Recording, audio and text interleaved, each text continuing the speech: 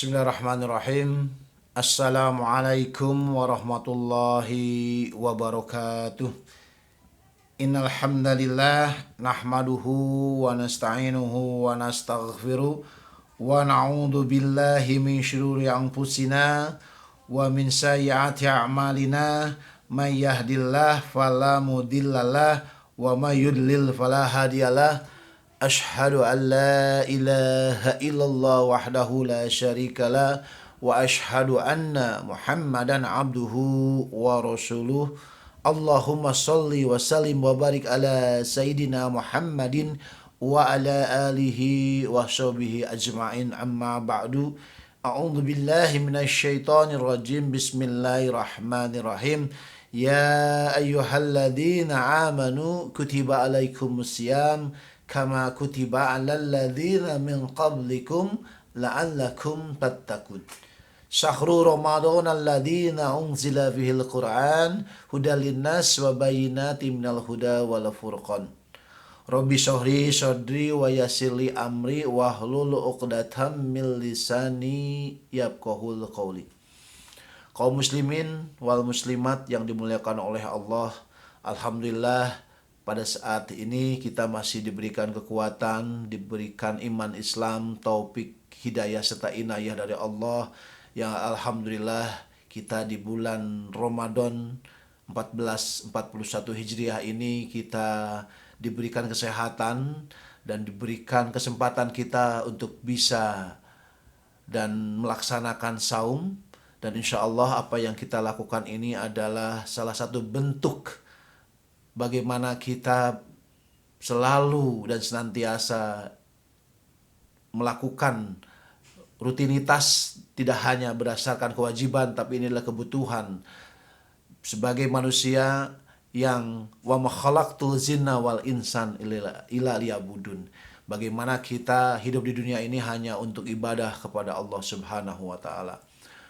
Kaum muslimin dan wal muslimat yang dirahmati oleh Allah, salawat serta salam mari kita panjatkan kepada junjungan kita Nabi besar Nabi Muhammad Shallallahu Alaihi Wasallam, kepada para keluarganya, kepada para sahabatnya, tabi'in dan tabi'in, dan kita selaku umatnya yang selalu dan senantiasa taat, dan kita selalu berharap dan berdoa kepada Allah kita mendapatkan syafaat dari Rasulullah Shallallahu Alaihi Wasallam. Kaum muslimin wal muslimat yang dirahmati oleh Allah, hari ini dan sebenarnya dari mulai bulan Februari kita mendapatkan musibah yang amat sangat besar. Tetapi jangan sampai berkecil hati. Bagaimana kita menyikapi musibah ini dengan baik, musibah ini dengan sabar, musibah ini dengan ikhlas. Ada beberapa hal bagaimana cara menghadapi musibah dalam Islam. Karena menghadapi satu musibah itu harus dengan lapang dada, harus dengan penuh keikhlasan. Ada beberapa cara. Yang pertama adalah menerima musibah tersebut. Apapun musibah yang menimpa kita, Islam mengajarkan bahwa kita harus menerima segala musibah itu sebagai bentuk dan manfaat kita beriman kepada Allah.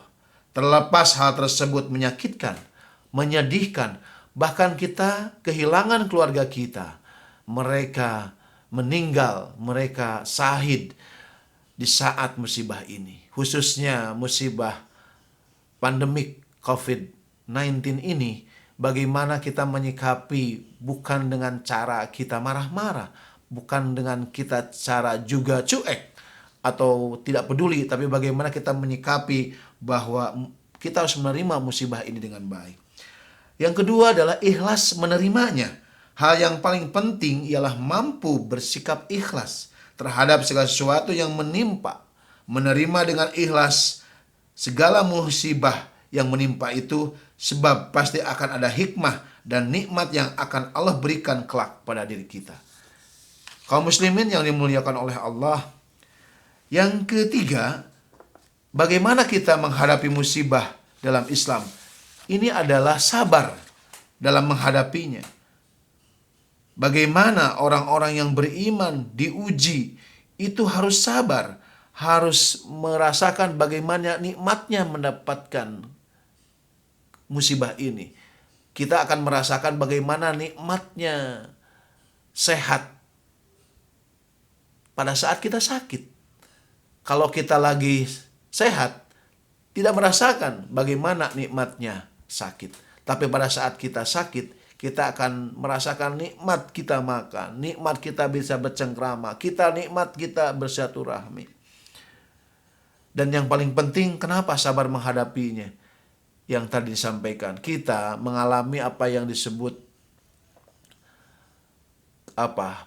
kadang ketidakpercayaan pada kita. Kenapa Allah memberikan musibah ini sedemikian beratnya? Kita ingin saat di bulan Ramadan ini adalah kita bisa merasakan sholat tarawih berjamaah.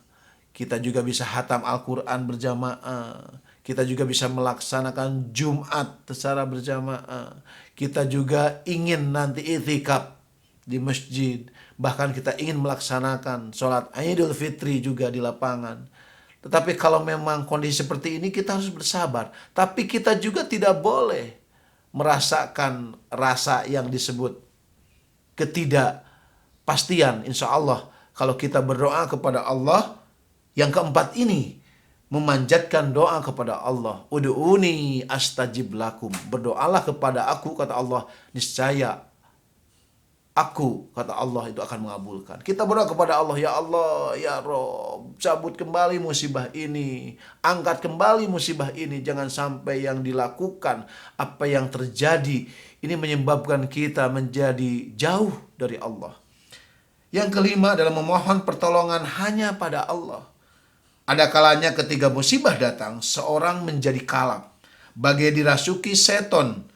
Setan itu berbisik kepada kita. Ia akan sengaja meminta pertolongan kepada selain Allah. Sesungguhnya hal yang demikian merupakan hal yang tidak patut sebagai seorang mukmin dan muslim.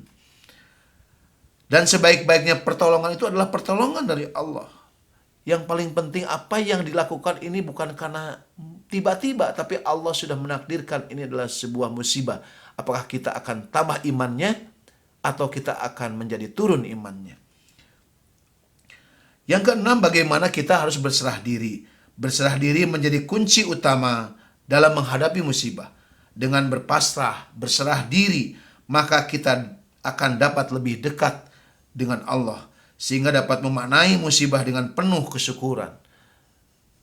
Apa yang disampaikan oleh Allah, la in syakartum la azidannakum wa la in kafartum inna adzabi lasadid. Jadi kita harus bagaimana kita tetap bersyukur, tetap bersyukur, tetap bersyukur, tetap bersyukur. Kalau nggak bersyukur, kita mau menghakimi siapa? Apa yang kita lakukan hari ini adalah bentuk kita lebih dekat kepada Allah. Yang ketujuh adalah kita harus bisa mengoreksi diri. Ibda binafsi. Musibah yang menimpa juga dalam diri kita adalah merupakan sebuah alarm, sebuah sinyal bagaimana manusia itu bisa mengoreksi diri. Sebab musibah itu bukan karena Allah atau Allah yang mendatangkan itu dengan tidak semerta-merta. Tidak, ini karena perbuatan kita sendiri. Jangan-jangan apa yang kita lakukan hari ini karena Allah murka terhadap perbuatan-perbuatan kita. Selanjutnya, yang kedelapan, menjalaninya sebagai bagian takdir. Allah telah mencatat takdir setiap manusia atau setiap makhluk sebelum 50.000 tahun sebelum penciptaan langit dan bumi. Jadi kita tahu kapan takdirnya kita meninggal, takdirnya kita, rezekinya seperti apa, kita mendapatkan siapa, kita lahir dari orang tua, kita juga bisa melaksanakan apapun karena sudah ditulis oleh Allah. Yang kesembilan, pasti ada hikmah di baliknya. Tidak ada yang sia-sia di dunia ini. Allah memberikan musibah, namun pasti disertai dengan hikmah di baliknya. Kita harus yakin bahwa dengan musibah COVID-19 ini, Allah akan memberikan kita satu anugerah yang amat sangat besar. Yang ke-10, meyakini bahwa ini bukan musibah yang berat. Siapa saja yang terasa berat ketika menghadapi musibah ini, maka ingatlah, musibah yang menimpaku, ia serta-merta tentunya akan merasa ringan menghadapi musibah tersebut. Yang ke-11 adalah musibah sebagai bentuk penghapusan dosa. Kita berdoa dan mudah-mudahan apapun bentuk musibah yang menimpa seorang muslim, niscaya akan Allah menjadikan sebagai penghapus dosa dari dirinya, sekalipun sebatang duri yang menancap pada diri kita.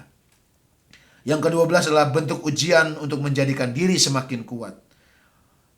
Kenapa harus kuat? Karena kalau kita tidak kuat, kita selalu menyalahkan. Padahal sudah jelas. Wa idza asobathum musibah qalu inna lillahi wa inna ilaihi rajiun. Semua yang diberikan kepada kita musibah itu datang dari Allah dan kita akan kembali kepada Allah. Bukan karena apa-apa. Kita kan biasanya suka merasakan bahwa Allah, kenapa Allah tidak sayang pada saya, tidak sayang kepada ini. Kenapa musibah ini begitu bertubi-tubi? Allah itu akan menguji kita karena apa? Kita mampu. La yukallifullahu nafsan illa wus'aha. Allah tidak akan memberi beban di luar kemampuan kita. Jadi insya Allah kita bisa melaluinya. Yang ke-13, yakini bahwa setelah musibah ini berlalu pasti akan ada datang kemudahan. Di sini disampaikan fa inna ma'al usri yusran. Karena sesungguhnya sesudah kesulitan itu ada kemudahan. Yang ke-14 tadi saya sampaikan, ucapkan inna lillahi wa inna ilaihi rajiun. Dan inna lillahi wa inna ilaihi rajiun itu bukan bentuk hanya untuk orang yang meninggal. Kadang kan kita juga salah kaprah kalau menilai bahwa kalau mengucapkan kalimat inna lillahi itu pasti meninggal. Tidak. Musibah apapun semuanya harus dikembalikan kepada Allah dan kita berserah diri kepada Allah. Yang terakhir, kita tetap bersyukur. Bersyukur merupakan salah satu bagaimana kita menerima nikmat Allah. Meskipun dalam kondisi ditimpa musibah, kita tidak boleh melupakan untuk selalu bersyukur. Karena musibah hanya sebagian kecil dari jutaan nikmat yang telah Allah berikan kepada kita. Sesungguhnya apa yang kita lakukan hari ini adalah lebih mendasarkan diri pada kita selalu berserah diri kepada Allah. Mari kita berdoa, mudah-mudahan khususnya musibah yang menimpa tidak hanya bangsa Indonesia, di seluruh dunia juga mengalami musibah ini. Mari kita berdoa mudah-mudahan musibah ini diangkat dan Allah memberikan satu kebaikan yang amat sangat besar. A'udzubillahi minasyaitonirrajim. Bismillahirrahmanirrahim. Allahumma ihdina syiratal mustaqim, syiratal ladzina an'amta 'alaihim, ghairil maghdubi 'alaihim waladdallin. Amin. Allahumma ighfir lil muslimina wal muslimat wal mu'minina wal mu'minat al ahya'i minhum wa amwat wa qadiyal hazat. Rabbana dhalamna anfusana wa illam taghfir lana wa tarhamna lanakunanna minal khasirin. Rabbana wala tahmil 'alaina isran kama hamaltahu 'alal ladzina min qablina. Rabbana wala tuhammilna ma la taqata lana bih. Wa'fu anna waghfir lana warhamna anta maulana fansurna 'alal qaumil kafirin. Rabbana atina fid dunya hasanah wa fil akhirati hasanah wa qina adzabannar. Subhana rabbika rabbil izzati amma yasifun wassalamun alal mursalin walhamdulillahi rabbil alamin. Nasrun min Allah wa fathun qarib wa basyiril mu'minin. Wassalamu alaikum warahmatullahi wabarakatuh.